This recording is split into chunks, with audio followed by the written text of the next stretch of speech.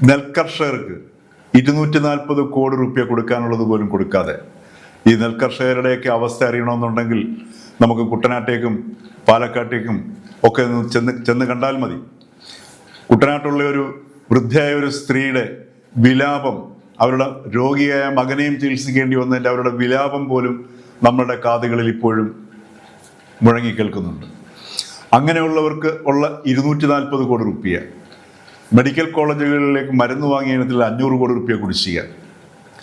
ഇത്തരത്തിൽ ഒക്കെയുള്ള അവസ്ഥയിൽ, അല്ലെങ്കിൽ 40,000 കോടി കുടിശ്ശിക കൊടുത്തു തീർക്കാനുള്ള ഒരു സംസ്ഥാനം 250 കോടി രൂപ തെരഞ്ഞെടുപ്പ് പ്രചരണത്തിനായി സംസ്ഥാന ഖജനാവിൽ നിന്ന് ചെലവഴിച്ചു എന്ന് പറയുമ്പോൾ, അതല്ലെങ്കിൽ ദുർവിനിയോഗം ചെയ്തു എന്ന് പറയുമ്പോൾ, നമ്മളൊന്ന് ആലോചിച്ച് നോക്കുക, നമ്മൾ ഏത് കൈകളിലാണ് നമ്മളുടെ സംസ്ഥാന സർക്കാരിനെയും സർക്കാരിൻ്റെ ഖജനാവിനെയും ഏൽപ്പിച്ചത് എന്നുള്ളത്.